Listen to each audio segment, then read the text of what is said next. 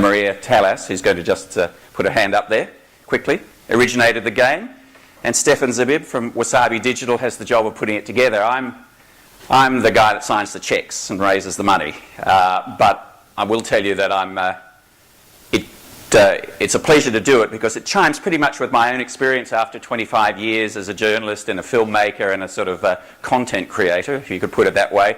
And it's particularly so because it fits in with a sort of feeling that I've had over the last 25 years, and it's interesting. It's the 25th. There is a 25th anniversary for me, which I'll show you here, from when I used to get around the world on a program called Beyond 2000, which was a sort of science and technology show, and I could go anywhere in the world and muck around and play with things. And this is something I found in the archives, City Online actually, from exactly 25 years ago.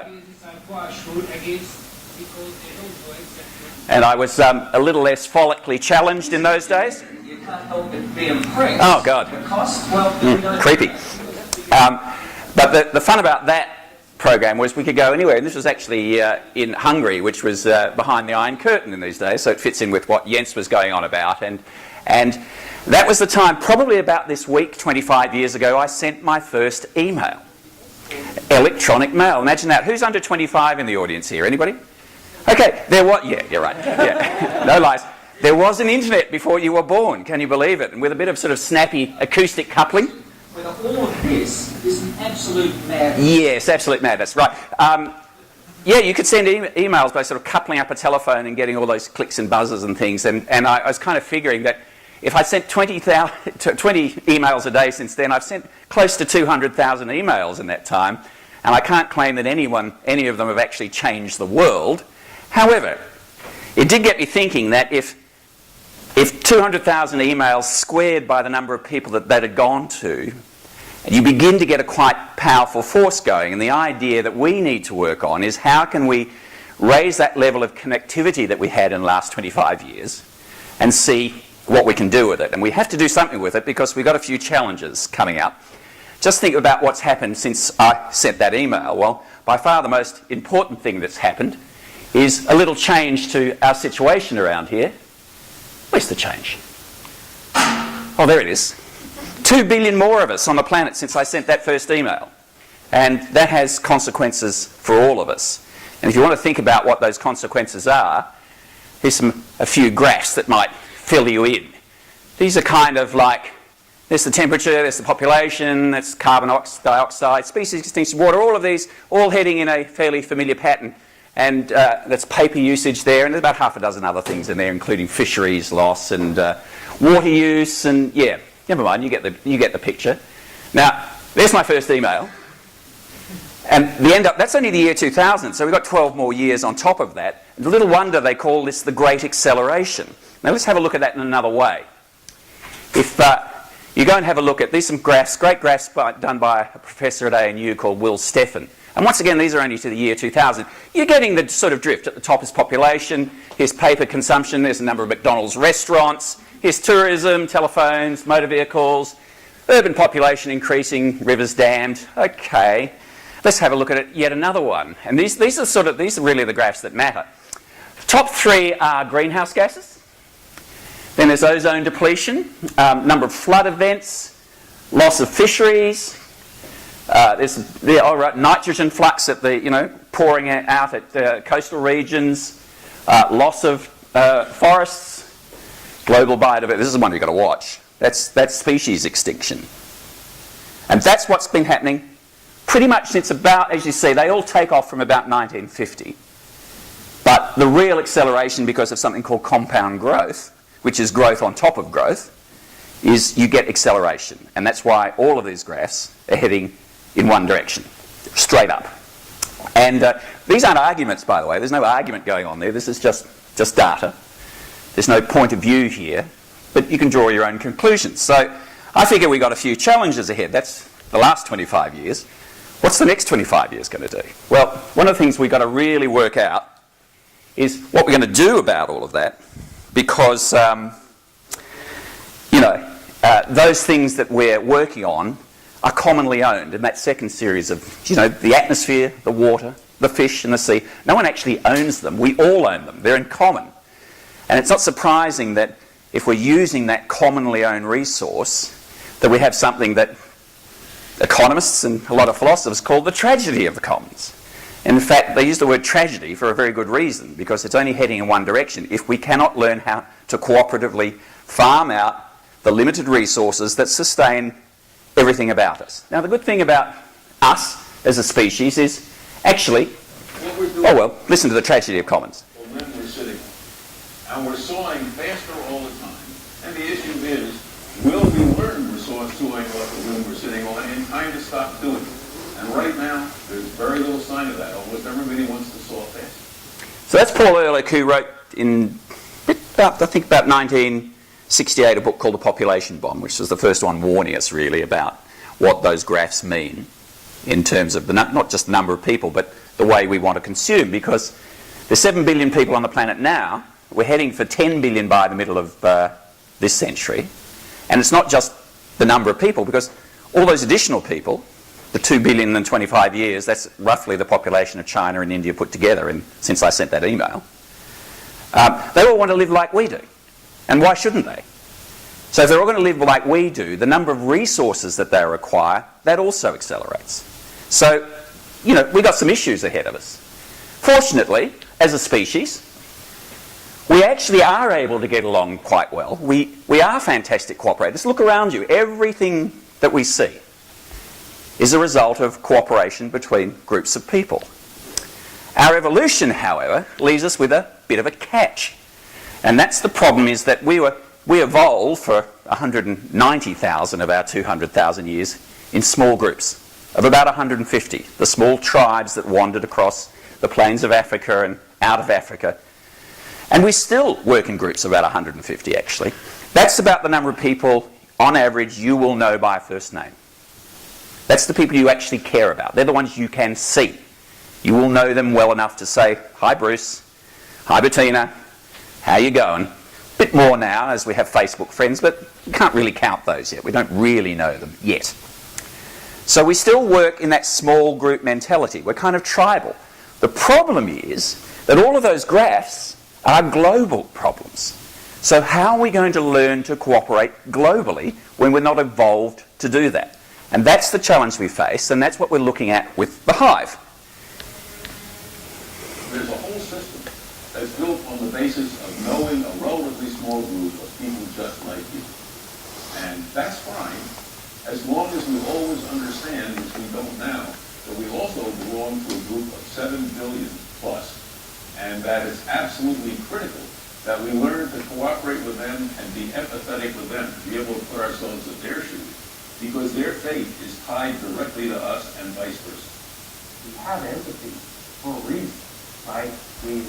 Empathy is the intuitive thing, allows you to not just understand someone else's situation, someone else's pain. It lets you actually feel it on some level.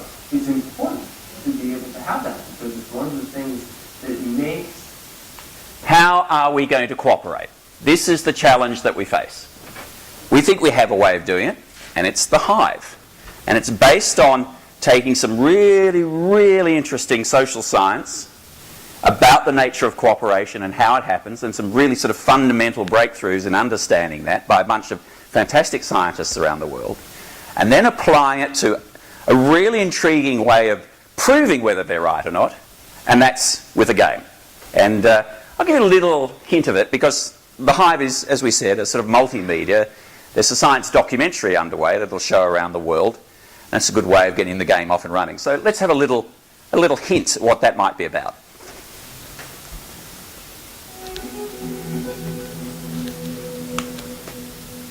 Scientists around the world, including a Nobel Prize winner, who dedicated themselves to helping us put their findings into a game.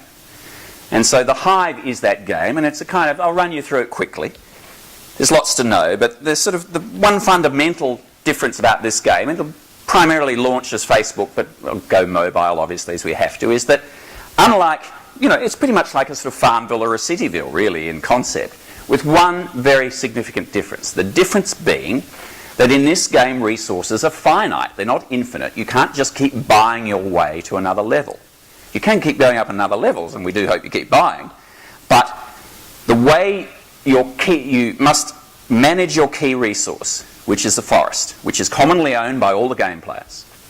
And you have to look after that forest because it's the source of all of your wealth, all of your pleasure, all of your resources, your building, your forest for food. It's where it all comes from. So you've got to keep looking after that forest. And if you don't look after this forest, shit's going to happen. In terms of, the gameplay will be fairly standard in that sense. But as you begin to play the game, you begin to understand, although you don't know it at first, that something else is going on in this game.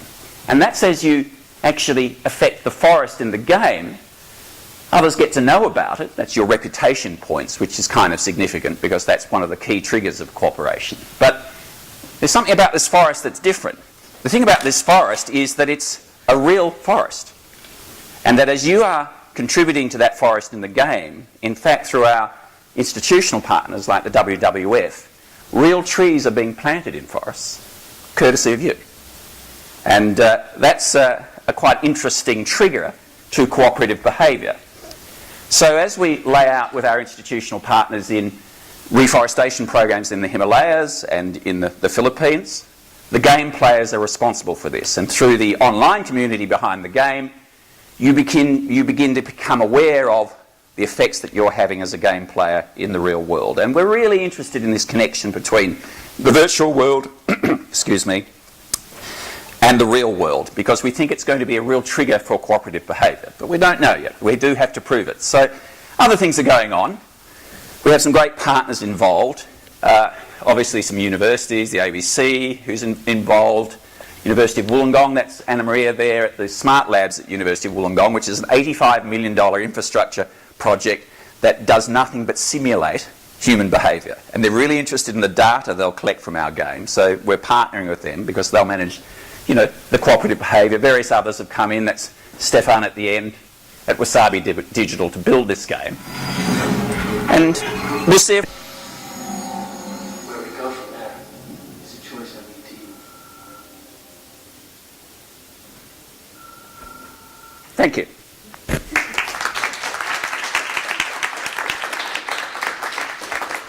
Wow, with Castronova behind the project, how can it go wrong? Well done.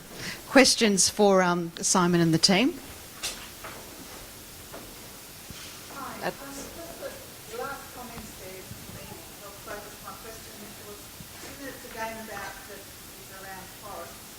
And how are you going to convince people that aren't already attuned to natural resource management and need for it to play the game in the first place? Oh, it has to work as a game. It has to work just as a game alone. Now, we don't think it's too big a challenge to come up with a gameplay model that's at least as interesting as a Cityville or a Farmville. At least. In fact, based on their experience, we probably know what not to do and don't have to go the Zinger route to do it. So, yeah, it's got to be fun. Fun is the key. Definitely. So the financial model behind it, is it like crowdfunding meets gameplay?